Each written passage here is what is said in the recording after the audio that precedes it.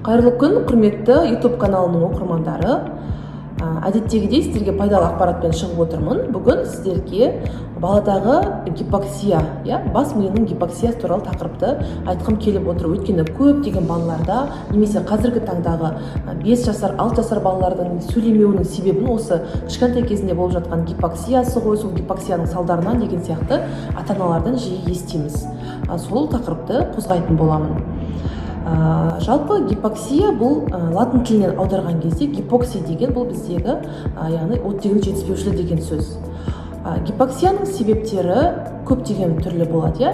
Гипоксия бұл тек қана бас миының гипоксиясы, яғни тек қана мида ғана оттегінің жетіспеушілігі болмайды, әртүрлі органдардың оттегі жетіспеушілігі болады. Мысалы, жүректің гипоксиясы болуы мүмкін, басқа органның гипоксиясы болуы мүмкін. Сондықтан тек қана гипоксияны біз бас мида ғана болады деп қарастырмаймыз. Жалпы осы гипоксияға алып келетін себепті мен ең бірінші жүктілік кезеңнен бастағым келіп отыр. Анасының ағзасы дейміз, егер де ауыр және орта түрдегі анемия болатын болса, онда осы бала, яғни бала іште болған кезде балаға оттегінің даму барысында оттегі жетіспегендіктен осы үнемі созылмалы гипоксия бұл уже туғаннан кейін деп ары қарап созылуы мүмкін. Екіншіден, анасындағы әртүрлі қан аурулары дейміз, осы себептерде, яғни бала бізде не істейді, кіндік арқылы, анасы арқылы қоректенеді. Осы анасындағы қан аурулары болатын болса, онда ол да осы гипоксияға әкеп соғады. Үшінші себеп ол босану барысында, босану барысында бізді анада кейде, яғни тар жамбас болуы мүмкін, бала қысылып туылуы мүмкін, балаға жаңағы ұзақ сусыз период болуы мүмкін, немесе кіндікке бірнеше рет оралып туылуы мүмкін деген сияқты, травмалар болуы мүмкін. Осы травманың барысында балада кейде жаңағы ишемиялық немесе геморрагиялық инсульт болуы мүмкін. Осындай себептер, бірнеше себептер бізге бас миының жалпы гипоксиясын алып келеді. Одан кейін тағы да бір себеп бұл мидағы қан айналымының бұзылысы дейміз.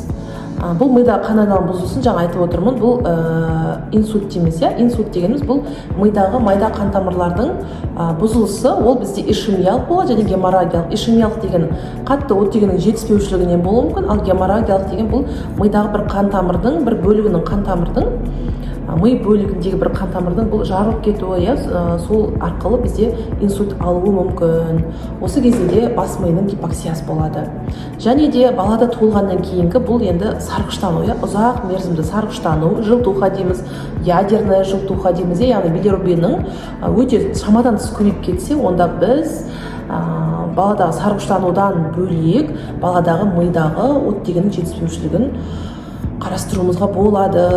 Өйткені бұл өте токсичный дейміз, улы болғандықтан билирубиніміз баланың миының бәрін улап осы гипоксияға алып келеді.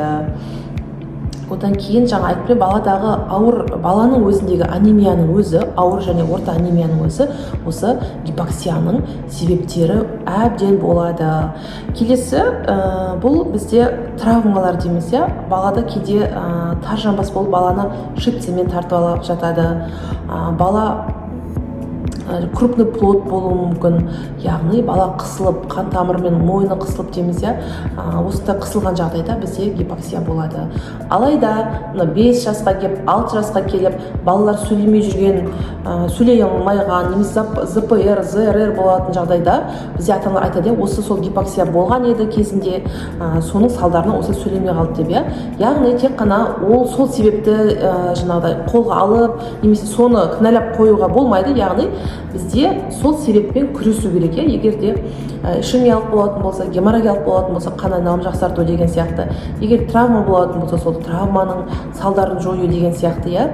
Осындай сол жалпы гипоксияға алып келіп тұрған, мысалы анемия болатын болса, яғни железо препараттарын беру арқылы, егер қанастық темірден болатын болса, немесе B12 дейміз, B9, фолий дефицитный анемия деген сияқты.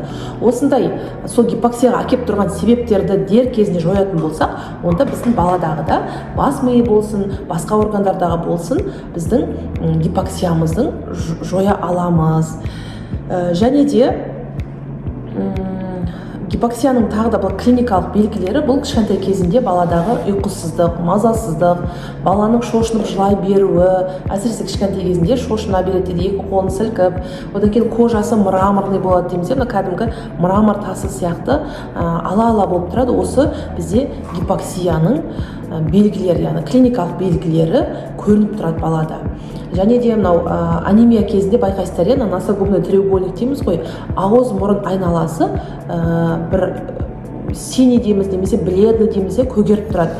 Осы да біздегі гипоксияның белгілері. Яғни басқа патологиялық аурулармен де диагностика жасау керек. Әрине, кейде біз мысалы айтамыз, жүректе тесік болатын болса, порог сердца болатын болса да, бізде мраморный кожа болуы мүмкін, және мынау ауыз ерін, ауыз мұрын үшбұрышы бізде айналасы көгеріп тұруы мүмкін.